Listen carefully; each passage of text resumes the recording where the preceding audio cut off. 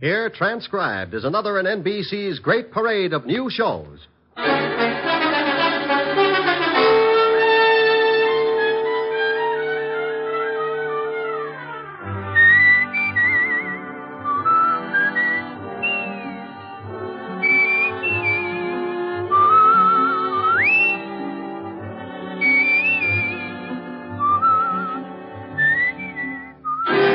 And now, Dick Powell as Richard Diamond, private detective.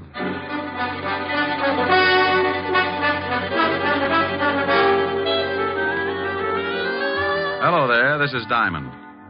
If you happen to wake up some morning and spot something walking in front of your house and it looks like Santa Claus with jaundice, don't turn the hose on him. He's not on fire. He's just wearing the newest thing in men's fashions. They call it the bold look. And it's supposed to be the masculine answer to Dior's new look for women. It's an answer, all right. Like walking up to your best girlfriend and slicing her down the middle with a broadsword. Now, if you haven't seen it yet, just close your eyes and try and picture yourself in the bold look. Imagine walking down Fifth Avenue, very casual, decked out in a new, bright purple, non-shrinking suit, pastel shirt, yellow maybe, hand-painted tie, and argyle socks. Got it? What do you think? Pretty bad. About the only thing I can think of that's more gruesome is that little murder I got mixed up in last week. It started in a house out on Long Island. A guy named Harry Baker was getting involved with his private secretary. Here are the papers you wanted, Mr. Baker. Oh, thank you, Connie. What time is Mrs. Baker going shopping? She didn't say. This afternoon sometime. Oh, where is she now? In her room. Come here, Connie. Harry, no. Supposing she comes down. I didn't see you last night. I missed you. I got hold of the man you wanted. His name's Nat Fox. He wants $500 for the job. Oh? Well, what's the matter? That's what you wanted, wasn't it? Connie, I had a lot of time to think last night. And? Well, I'm not sure. I don't know if this is the thing to do. You don't know? Oh, Harry, we've gone through this a dozen times, and I won't go through it again. If you haven't got the backbone... Oh, my dear, you know it's not that. No, I do not. I'm sick and tired of living this way. Not being able to be seen with you, watching you being pushed around by that old shrew. Oh, I'm not going through the whole thing again. Please, Connie, can't we wait for a while? My wife's well past 60. Sooner or and later... in the meantime, you live off the skimpy little allowance she doles out to you. No, Harry, no. I want us to live like two normal people. If you're going to start changing your mind just when it looks like we can have all these things, I'm through. Now, Connie, wait a minute. No. If you want me, then you've got to go through with it. Well? You know I want you. I love you more than anything in the whole world. Get that old biddy out of the way, or I promise you'll never see me again. All right. Oh, don't look so worried, darling. Nothing's going to go wrong. I already fixed it with this Nat Fox. He'll be in the department store the same time as your wife. Oh, Harry, think of the wonderful life we can have. All that money's going to be ours. We can go to Europe and live the way we should. Yes, I don't know. I'm a little worried about this Nat Fox. Oh. I'll give him the $500, but if he finds out what happened, he'll be in a good position to blackmail us. Don't you worry about Mr. Fox. He's my affair. You just leave everything to me.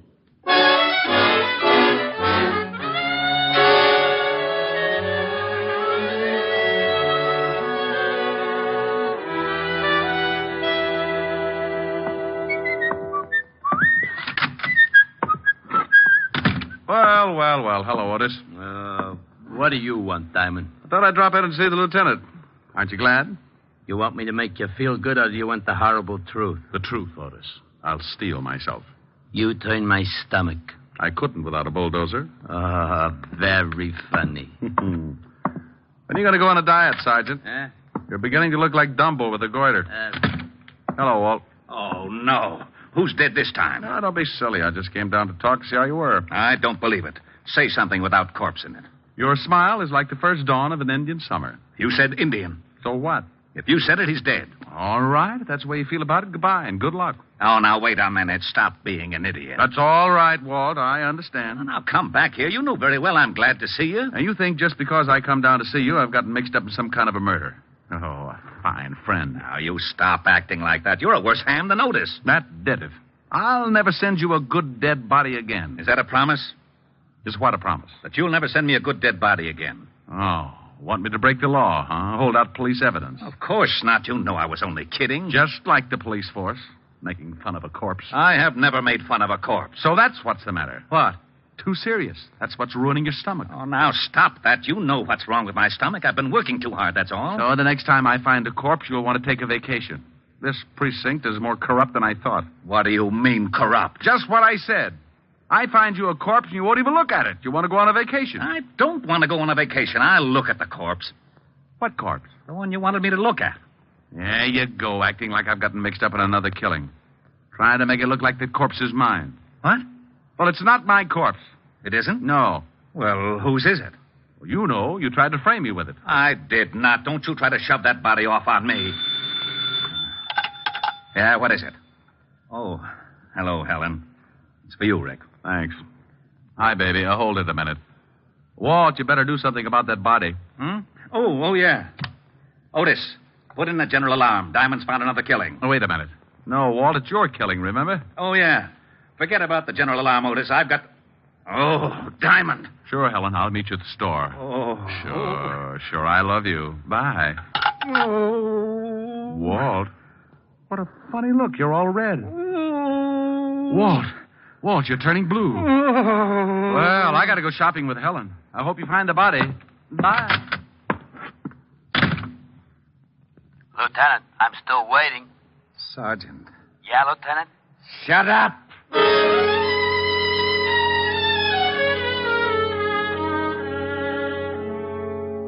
I don't know why I do that to Walt, but I always get such a kick out of tying him up in knots. When he takes the bait, he goes for it hook, line, and sinker. It's a good thing Helen called and asked me to go shopping with her, or he might have blown a fuse. I don't generally like the idea of shopping, but she said it was Frances's birthday, and any kind of an afternoon with Helen could always work its way into a wonderful evening. What do you think I ought to get him, Rick? I'll get him some shirts or something.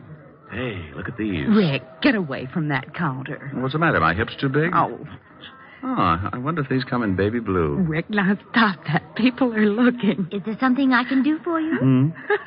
You seem to be interested in the lingerie. Is there something I can show you? Oh, I'm looking for something for a birthday. Oh, well, then may I suggest a nightgown, perhaps? We have some lovely numbers. This is for Butler. A butler? Yes. Oh, then you were thinking of getting something for the lady, too. No. Just seeing whether the baby blue went with my eyes. Well, really? Oh, come on, Helen. Rick, she must think you're crazy. 5 minutes more, and there wouldn't have been the slightest doubt.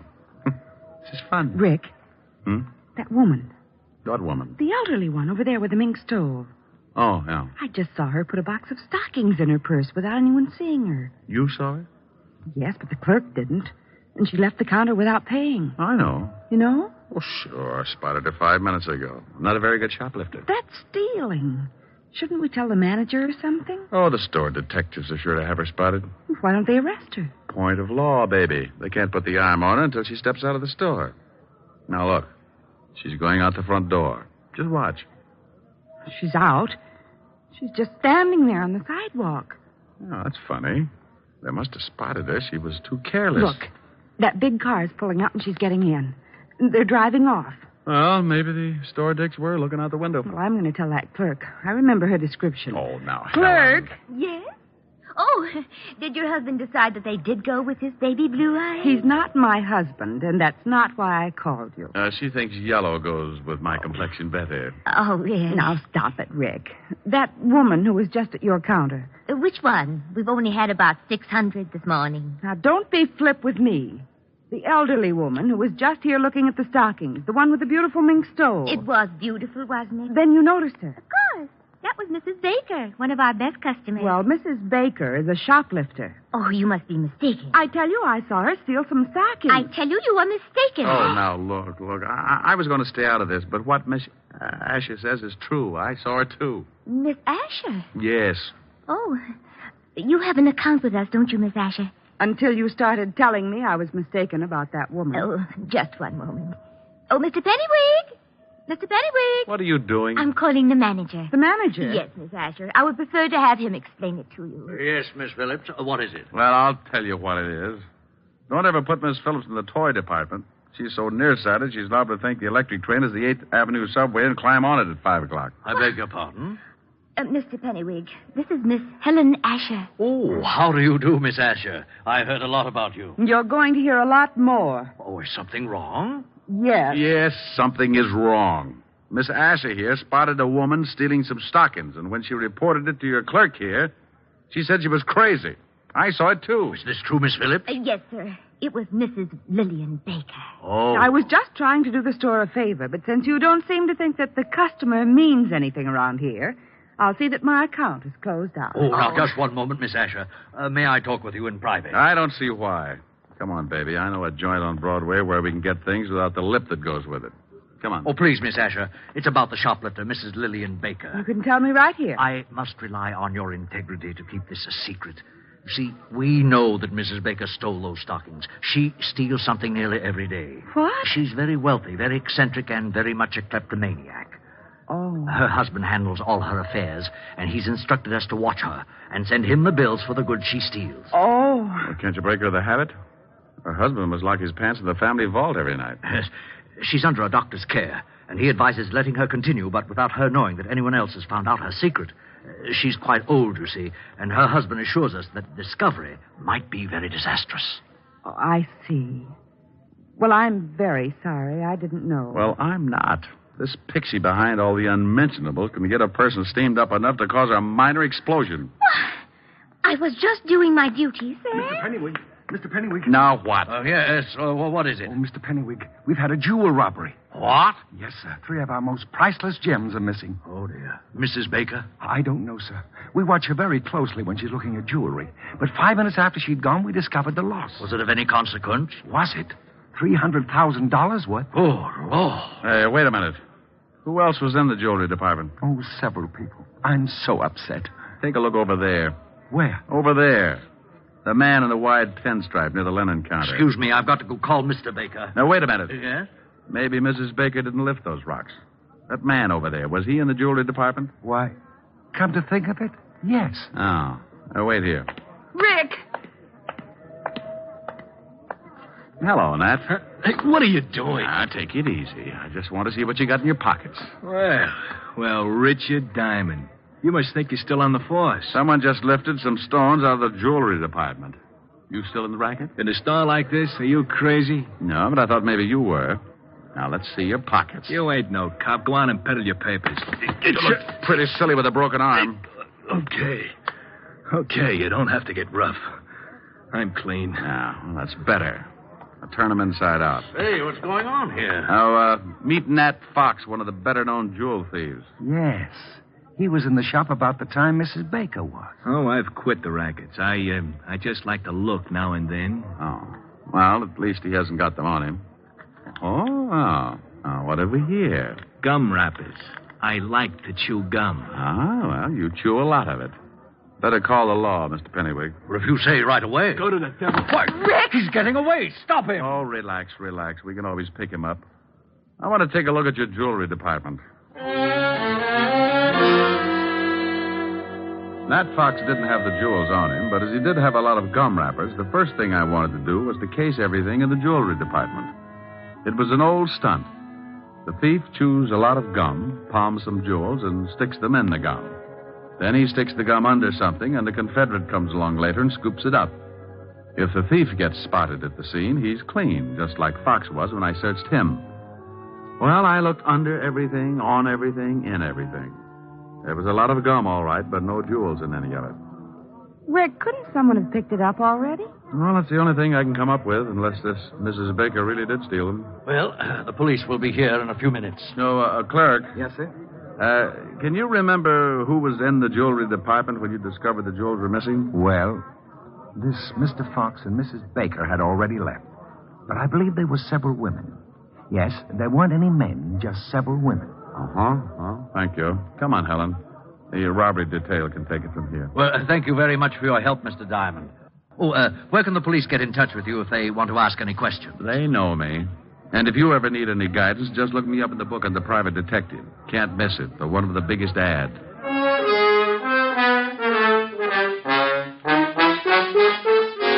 Helen and I got out of there just as the prowl cars were pulling up at the curb. I stuck my tongue out at a few old friends and climbed into her king-size convertible. We took a couple of turns around Central Park, and she dropped me off at the 5th Precinct in my dear old buddy, Lieutenant Levinson. Don't you dear old buddy me. You get out of here. Temper. I will not be subjected to any more of your fiendish humor. I won't go through another one of these routines of yours for promotion. I promise I'll be good. Oh, no, you don't. That's the most dangerous thing you could say. Yeah, what is it? Suicide, Lieutenant. See, look what happens. It already has happened, Lieutenant. She did it 20 minutes ago. I wasn't talking to you, Melonhead. Now give me the dope. You got him. You shut up. Yeah, Lieutenant. Oh, not you, Bird Brain. Let's have the report. Mrs. Lillian Baker jumped 3 floors from a balcony. Husband Harry Baker made the report. Port Washington, Long Island. Thank you, Sergeant. What, did he say Mrs. Lillian Baker? Yes, he said Mrs. Lillian Baker. Now, if you'll excuse me, I've got to get out to Long Island. Well, let's go. I'll grab my coat. Now, wait a minute. What makes you think you're coming along? And why in blazes are you interested in Mrs. Lillian Baker? If you know something, by heaven, I'll... Walt, you're turning blue again. Come on, I'll tell you on the way.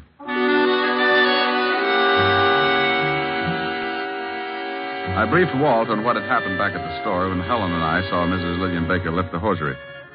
We reached the Baker estate about 3 o'clock in the afternoon and drove up a long circular driveway to the big house. The husband, Mr. Harry Baker, met us at the door. Oh, please come in, gentlemen. Thanks.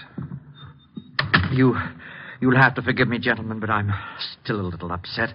My wife was a sick woman, but I never expected her to do anything like this. Where's the body?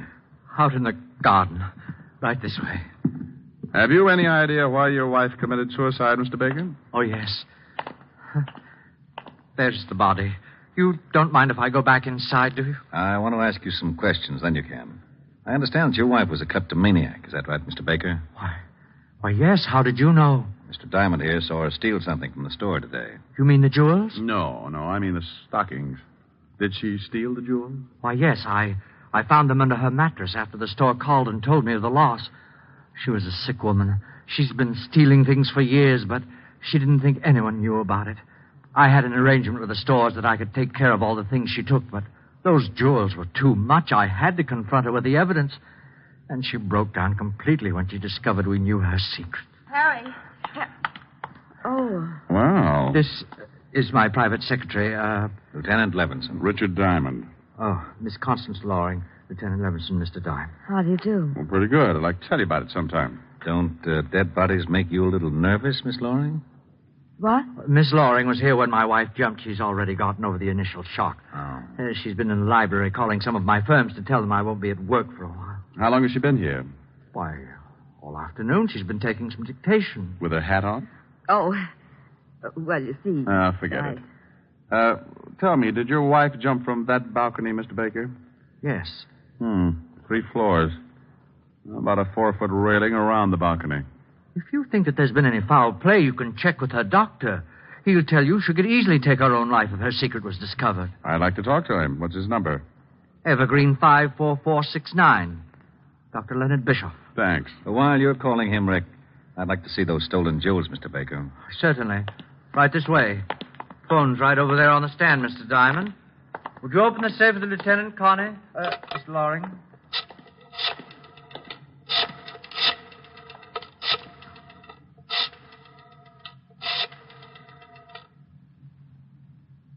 Dr. Bischoff, please. Richard Diamond. Yes. Hello. Dr. Bischoff, this is Richard Diamond. Here they are, Lieutenant. Now, you can easily see why I wouldn't, or should I say, couldn't pay for them. Is the store coming over to pick them up? No, I told them I would bring them down. What's this all over them? Well, I don't They're all know. sticky. Got something all over them. That's probably gum, Walt. Gum? Yeah, the kind you chew. Oh, by the way, Baker, you were right. Dr. Bischoff says your wife was a sick woman, but he didn't think she'd carry it to such extremes. Well, we never know what we will do under such stress. No, I guess we never do. Walt, can I use the car for about an hour? It'll take it that long to clean up things around here. Well, you got something? Yeah. Mr. Diamond, if you think... I don't think, Mr. Baker. I find out. Oh, Walt, Yeah? Bye. I went out fast and climbed in the prowl car. I grabbed the two-way radio and put in the call to Sergeant Otis. He gave me the address I wanted, and 10 minutes later I was rolling up in front of an old brownstone where Nat Fox, the not-so-ex-jewel thief, was now living. I went up and knocked on his door. Well, there was nothing like finding out. Well, what do you know?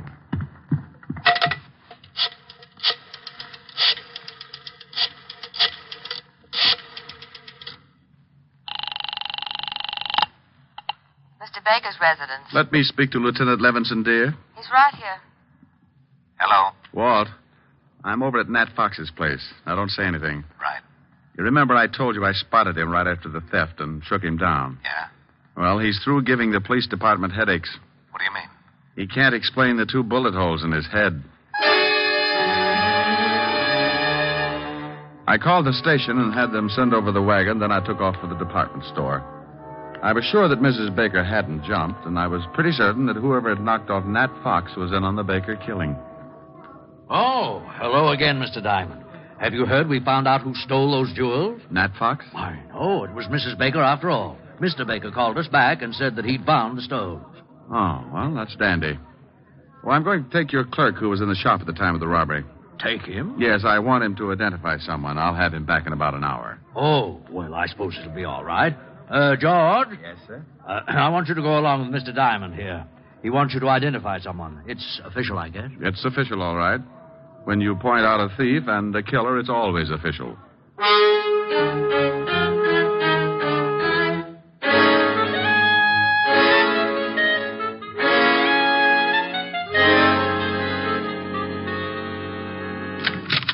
Rick, what took you so long? Walt, this is the clerk from the department store where the jewels were stolen. How are you? What's he here for? I want him to see if he can identify someone. Oh, where are Baker and his lovely secretary? In the library. Come on. Now, look, George, I Yes, want sir? you to stand outside this door until I call you. Then I want you to come in and see if you've ever seen anyone in the room besides myself and the lieutenant. I'll do my best, Mr. Diamond. That's all I want. Come on, Walt. What are you up to? Surprise. Well, hello. Why, hello, Mr. Diamond. Come in. Thanks. How are you, Connie? I see you've taken off your hat. You're very observing. I sure am. Why did you kill your wife, Mr. Baker? What? All right, I'll word it a little different. Mr. Baker, why did you kill your wife? Are you insane? Everybody asks me that. Maybe I should say a good doctor. Maybe you should. Like Dr. Bischoff, maybe? He's the best in town. Mr. Diamond, you're being ridiculous. I was with Mr. Baker when his wife jumped. You shouldn't have said that. Makes you an accessory. What do you mean? I mean, you're lying if you try and tell me Mrs. Baker wasn't killed. She jumped. Over a 4-foot railing? Yeah. What are you getting at? How old was your wife, Mr. Baker? Oh, close to 70. Why? Pretty good health physically? Why, yes, of course. You say you were in the house and neither one of you gave Mrs. Baker a push off that balcony, Connie? Of course. Are you sure you weren't out putting 2 bullets in a cheap thug named Nat Fox? I don't know what you're talking about. Rick, what is this? Who has the money in the family, Mr. Baker? Why, my wife did. And who does it go to in event of a death? To me, naturally. Naturally. Walt, Mrs. Baker couldn't have taken those jewels. She was too much of an amateur. Helen and I spotted her swiping stockings at 50 paces. Whoever did lift those rocks was a professional thief. Well, why couldn't my wife have hired Fox to do the job? Who said anything about Fox doing the job? Why, you did. Harry. Shut up. I just said that Nat Fox was dead and that I thought Connie killed him. I didn't kill anybody. You were just coming back from it when you bumped into us. You hadn't even taken your hat off, and you were still carrying your purse. I was just going out. Let me see that purse. You stay away from that. Anything in it? Yeah, well, no gun, but she probably threw it in the river. Nice handkerchief. I'll sue you, Diamond. Look at the handkerchief, Walt. It's sticky. Give me that. Sit down, lover. Oh. Oh, I'm sorry. I thought there was a chair there. It's sticky, all right, Walt. That's gum. And gum on the jewels. She must have picked them up. Yeah, right after Nat Fox stuck them somewhere. Oh, you're both crazy. She was here with me all day. Yeah. George. Yes, Mr. Diamond. Who's this person? You just relax. I want to find out what's going on, too. Well, George? Yes, sir. That girl was in the shop right after Mrs. Baker. That's a lie. I wasn't. I didn't kill anybody. One of you hired Fox to steal the jewels, then you picked them up and brought them to Baker here.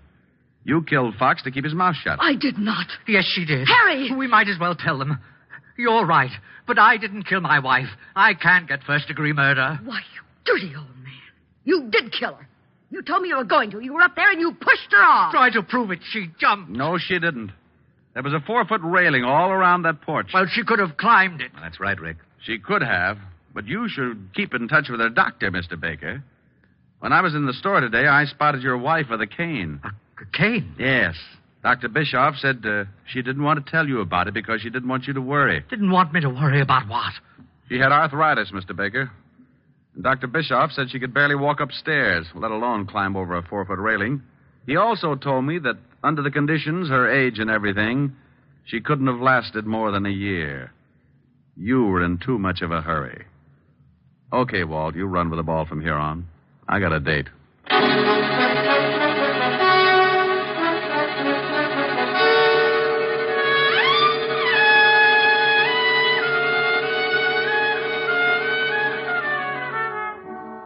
Rick, you didn't tell me what you did after you left me this afternoon. Oh, I just fooled around with Walt for a while to kill the time. By the way, what did you finally get for Francis? Oh, I got him something in the newest fashion. It's called the Bold Look. What? Well, it was pretty ghastly, but he loved it. Oh, tell me what you got him. Well, a purple suit. Non-shrinkable. Yes, how did you know? It figured. Go on. A green shirt, one of those hand-painted ties. Rick, where are you going? Oh, I can't stand it. Oh, that's wonderful. What is it, Rick? What is it? I thought you were supposed to be bugged on South Pacific. Oh, is that what it's from? Yep. Goes on next to closing, right after Fink's Mules. It does? You better get those tickets again. See what it's all about. Well, give me a preview. You'll hate me in the morning. There's an answer for that. Yeah.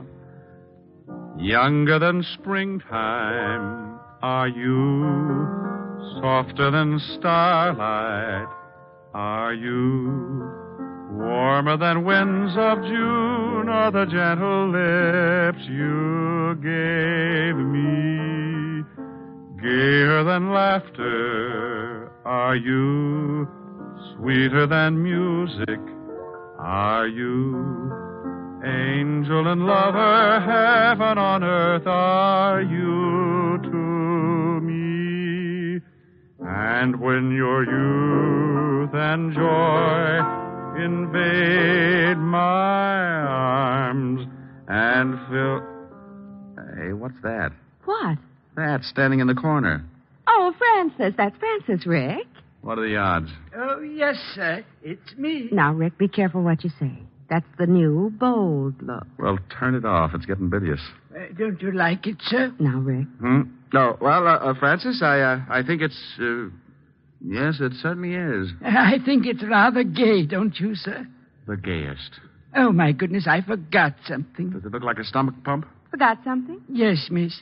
The outfit wouldn't be complete without them. Well, hurry up. I'm going to black out any minute. What did you forget, Francis? The spats. Spats?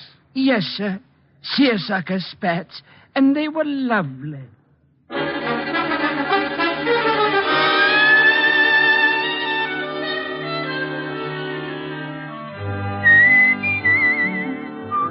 You have just heard transcribed Richard Diamond, Private Detective, starring Dick Powell. Helen was played by Virginia Gregg, Lieutenant Levinson by Ed Begley. Also in our cast were Wilms Herbert, Lorene Tuttle, Joseph Kearns, Peter Leeds, and Joe Forte. Music was under the direction of Frank Worth.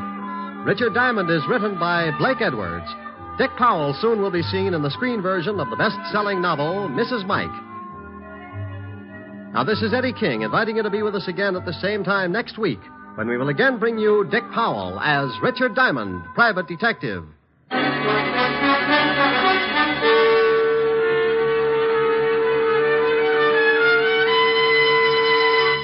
This is NBC, the national broadcasting company.